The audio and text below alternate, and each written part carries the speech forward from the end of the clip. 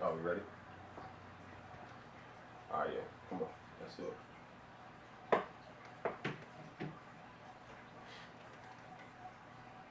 I was listening to this Oprah Winfrey podcast, and she had Kevin Hart on, and Kevin Hart was telling the story about him and how he first got into comedy. When I get into all the comedy clubs in New York, the comic strip was the only one that I couldn't get into. Keith gets me an audition for Lucian Holtz. Lucian sits in the back of a comedy club. He watches you perform. After you perform, Lucian breaks down your set and tells you if you're good enough to be in his club or if you're going to have to audition again or whatever else he may tell you. I perform for Lucian. Lucian pulls me in the office. I sit in the back. This is young Kevin Hart. I'm 21 years old.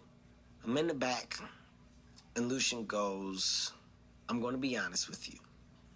I think that you should find something else. I was like, what do you mean? Another hobby or craft. I don't see comedy being it for you. Straight face. Huh?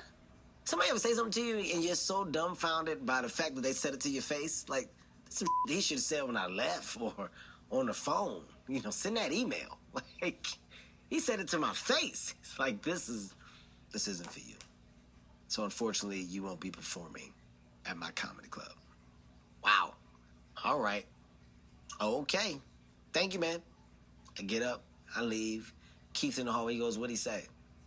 Said that I wasn't good and that I should give up comedy. Keith goes, Lucian. He doesn't know, right? And I just wanted to share an experience that I had very similar to this when it came to me in the poetry world.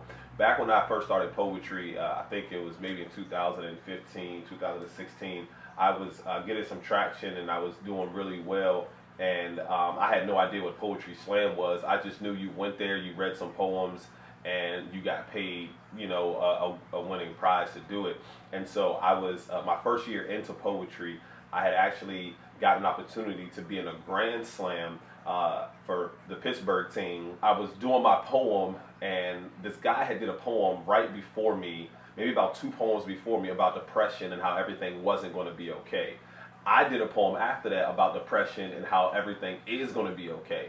And then eventually, when the Grand Slam was over, he came to me and he was very upset, distraught, and angry. He's like, you know, why would you do a poem that contradicts my poem right after I did my poem? You're not supposed to do that. And I was like, hold on, man. Like, what are you talking about? Like, I didn't know that I didn't know that this was a poetry rule. I had just gotten into poetry, and this wasn't something that I was even aware of. And I mean, literally, when I say got in my face, I'm talking about right here, like completely in my face, going back and forth with me about this poem that I had done. And I said, look, I wasn't thinking about the poem that you wrote. I'm in competition. I didn't even hear any of the poems that was done before me. I was only thinking about the poem that was coming, that I was going to do next, that I thought that was going to get me the best score based on, you know, how the judges were scoring at that moment. And so everybody else who had been in the poetry slam world longer than me, they had agreed with him, stating that, you know, you did a poem that contradicted his poem right after. Again, something that I didn't know. I ended up making National Poetry Slam team, and you know, not understanding that rule, I went there and we go through this phase called an edit phase, an edit process. And basically, what you do is you send the poems that you want to take to nationals to the group, and then they all edit them. And what was interesting to me was that every poem that I had sent them was completely ripped to shreds, and they said that every poem was not good. None of these will make it to nationals. You can't do this, you can't do that. There were so many poetry rules that I had never even heard of or never even thought of that were a part of this National Poetry Slam thing. And you know, one of my poems, Mrs. Right, you know what I mean, basically it's one of my favorites, but they tore that poem to shreds. They said that I was very misogynistic. I put women on this pedestal that I shouldn't have done.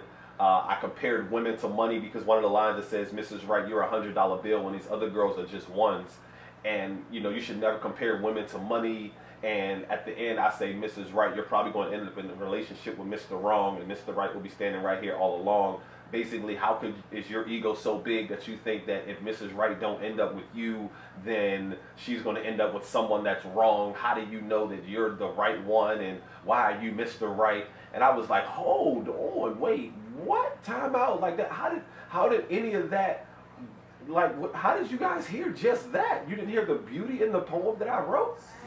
If a man can't stand to be seen with you at your worst, he doesn't deserve to be seen with you at your best. No makeup on, sweatpants, and messed up hair. See me, I'll still kiss her on the lips in the morning. I don't even care, because even her morning breath is a breath of fresh air. This is right.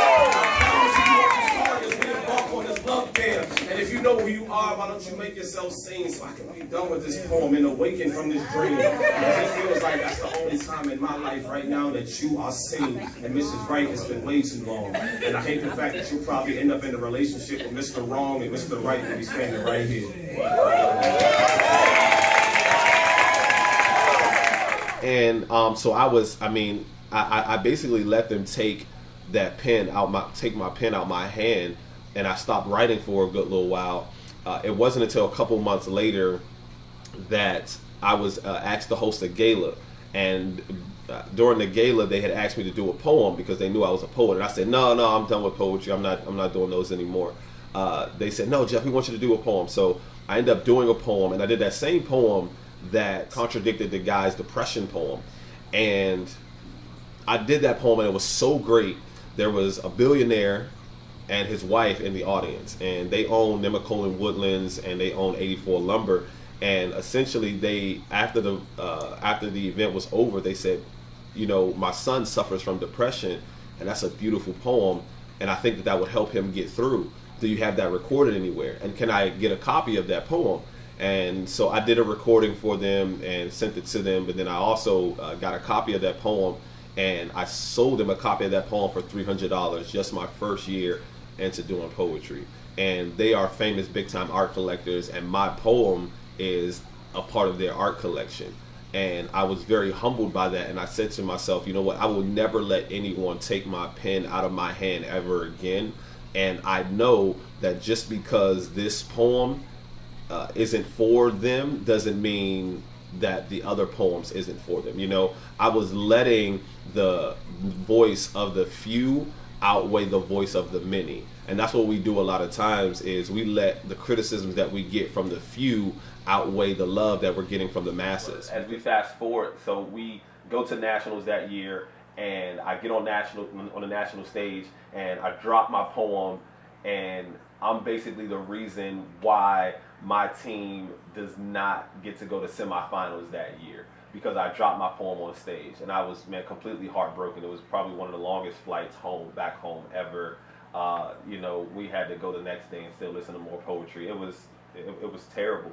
And I said to myself, next year, you know, when I come back next year, I'm going to come back ready, strong, hard. Poems are going to be better. I see what it takes now. Okay, let me do this.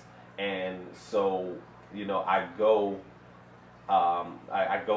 come back to DC in 2018, and I make the DC National Poetry Slam team. And I make the team, and, you know, I got these poems, and again, we're going through this edit stage. And again, the coach is telling me I'm not writing up to the level that everybody else is writing up to. And I'm like, man, what are you talking about, man? These are great poems. You know, it was my hairline poem. It was the If the Streets Could Talk poem. It was the Play Your Cards poem. It was the I Like My Music Loud poem. And I had all of these poems, and I was like, okay, I'm ready. I know I can do this. You know, essentially, the coach told me, you know, we were supposed to be going to Chicago. We were supposed to be there a couple of days before everybody else. It was supposed to be an amazing time, and I was ready. I was telling everybody, hey, look, I'm going to nationals this year. I dropped my poem last year, but I'm going to be ready this year. And I was ready. Everything about me was ready for this moment. And about 4 weeks before we were supposed to go to nationals, the coach came to me, and he called me, and he said, Jeff, I don't think you're ready. We're going to have to drop you from the team. And I was dropped from the team, and from what I hear, you know, that's not how it was said to the team. That's one thing. A person's character really shows when it comes to delivering bad news, because a lot of people will deliver bad news and make the news delivery fit their agenda as opposed to what it was. The coach actually told the team that, oh, Jeff decided to drop out. He said he don't think he's ready. And I was like, wow. I said I don't think I'm ready, or you said you don't think I'm ready. So, a person's character, that right there really shows and tells me a lot about a person's character in regards to how they flip the narrative to fit their agenda. So when something comes along, you always want to make sure that you are not making yourself look better by tearing someone else down, by making them look worse. And so he basically said I wasn't writing on the same level as everyone else. When we were going through the edits, there were some key lines that the coach wanted me to take out, and I didn't want to take those lines out because those lines meant something to me. And so basically what I felt was if I didn't fit into this box of what a poet was, or if my poem didn't fit into this box of what a poem was, then I wasn't good enough, essentially.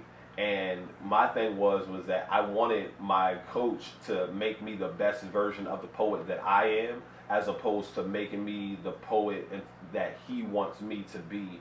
And so I'll give you guys an analogy, and I'll use a very easy one, a football coach. If you have a quarterback who is really good at rolling out of the pocket and throwing the ball, you don't want to always sit him in the pocket and just let him throw the ball. You want to play to his strengths. I think that's what a great coach does. A great coach adjusts to the team that he has in front of him and puts them in the best situation to win, not makes the team adjust to his coaching style. As a coach, your coaching style has to evolve every single year, and I don't think that is what was being done with me, and that's why my poetry didn't fit into what the coach thought good poetry was. But here's what's super interesting about that is that over the course of the year, between 2017 and 2018, I had wrote, and then even after I got dropped from the DC National Poetry Slam team in 2018, I had kept those poems, and I went and put those poems in competition with some of the best competition that that was out there. That was in Southern Fried, that was at Nationals, that was at Individual World Poetry Slam, and I had beaten 2 Individual World Poetry Slam champions with those same poems that the coach said wasn't ready. I had beat 2 Individual World Poetry Slam champions head to head when I went down to South Carolina 2 years in a row. And what happened during that time was something that just showed me that life has more for me than even I think myself. 5 of those 8 days that we were supposed to be gone, I was booked for speaking engagements. I was booked for poetry features. I was booked for writing workshops. I was booked for speaking workshops. And I had made more money in that stretch than I had ever made as a speaker performer. And in fact, I went and I spoke at a college, and they paid me twice the amount of the fee that I had requested. They also booked my hotel. They also paid me travel and mileage. It was 200 miles there, 200 miles back. So they paid me, mileage. And it's interesting because it's like, I have a saying, a quote, and it says, don't cry over spilled milk. Clean it up and go get yourself a bigger glass, because obviously you were meant for more. There are going to be things that are going to happen in our lives that are out of our control, that are based on someone else's opinion or judgment. Don't cry about it. Clean it up and go get yourself a bigger glass, because obviously you were meant for more. And more is coming. I can guarantee you that.